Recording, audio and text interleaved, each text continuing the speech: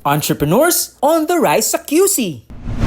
Ipinakilala na ang 25 QC-based women entrepreneurs na kabilang sa second batch ng Academy for Women Entrepreneurs na proyekto ng QC-LGU, US Embassy in the Philippines at Spark Philippines. Sasailalim sila sa 3 buwang training para mahasa ang kanilang entrepreneurial skills.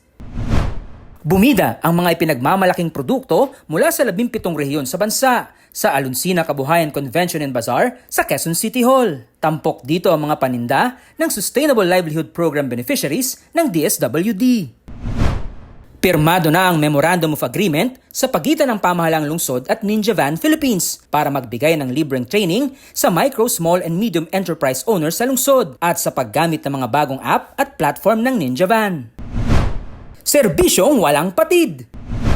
Tutugunan ng pamahalaang lungsod ang iba-ibang idinulog ng Q-Citizens kabilang na ang mga hinaing ng 10 nanumpang civil society organizations mula District 2, peace and order situation at pag-aayos ng parke sa Don Antonio, pagbabara ng creek sa Barangay Holy Spirit na sanhi ng madalas na pagbaha at pagtatayo ng mas maayos at mas malaking barangay hall sa East Camias. Nakisa sa pagpapatunog ng Peace Bell ang pamahalaang lungsod sa pagdiriwang ng ika-20 taon ng National Peace Consciousness Month para sa patuloy na panawagan ng pangmatagalang kapayapaan sa bansa.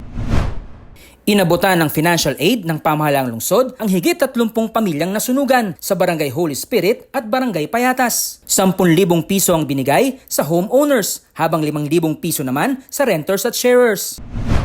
Sumailalim sa training at workshop ang mga kawani ng Barangay Holy Spirit sa Stakeholders Consultation and Planning Workshop Community-Based Inclusive Development ng QC Persons with Disability Affairs Office. Layon nitong pagbutihin at pagseserbisyo ng barangay officials sa Q-Citizens na may kapansanan. Nabigyan ng libreng hearing aid ang 22 batang Q-Citizen na sumailalim sa masusing assessment sa pangunguna ng Persons with Disability Affairs Office. Tumanggap ng bigas at noodles ang may 2,500 Q-Citizens mula sa iba-ibang barangay na nasalanta ng Bagyong Karina sa isinagawang Operation Damayan ng The Philippine Star at Federation of Filipino-Chinese Chamber of Commerce and Industry Incorporated. Nagtakda ng protocols ang Task Force Sampaguita sa isinagawang strategic planning ng Public Employment Service Office sa pag-rescue sa mga batang lansangan na karaniwang dumarami tuwing bare months, alinsunod sa Quezon City Unified Referral for the Protection of Children. Maraming salamat sa Sharp Philippines para sa donation na washer, dryer at twin tub washing machine na ilalagay sa mga shelters sa lungsod. Binigyan din ni Mayor Joy ang karapatan ng bawat pamilya sa pagkakaroon ng sariling tahanan sa Affordable Housing Summit 2024 ng Organization of Socialized and Economic Housing Developers of the Philippines. Hinikayat niya rin ang OSHDP na maging katuwang ng pamahalaang lungsod sa housing programs para sa Q-Citizens. Pinasilip na ng pamahalaang lungsod at Sustainable Housing Startup Billion Bricks ang kauna-unahang net zero house sa buong bansa. Planong gawing daycare center ang model house na kayang mag-generate ng sariling kuryente gamit ang makabagong teknolohiya.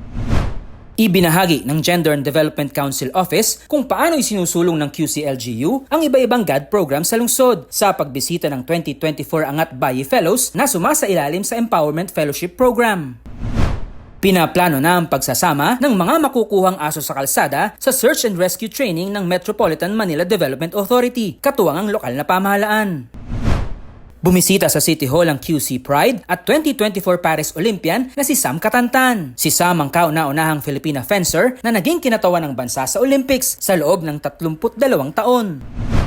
Paiigtingin pa ng Quezon City Government ang kampanya kontra online sexual abuse or exploitation of children, kasunod ng paglagda ng Memorandum of Understanding sa pagitan ng QC Government at Philippine Children's Ministry Network. Pumakot ng parangal ang Grade 2 at Grade 3 students ng Project 6 Elementary School sa Hong Kong International Science Olympiad sa Singapore. Nagpakitang gilas din ng mga mag-aaral ng Project 6 sa First Lego League sa Florida, USA. Dumalaw sa City Hall ang 11 engineers na kabilang sa second batch ng QC Engineering Cadetship Program. 6 na buwan silang dadaan sa training para ituro ang mga responsibilidad ng city engineers sa pagsisiguro na ligtas sa mga gusali sa lungsod. Inilatag ng QC Department of Engineering ang proposals para sa long-term flood mitigation measures para masolusyonan ang matinding pagbaha sa iba-ibang panig ng lungsod. Pinangunahan ni NBA star Kyle Kuzma ang sports clinic sa Bellarmino Sports Complex kung saan 80 Q-Citizen young athletes ang tinuruan ng iba-ibang basketball skills.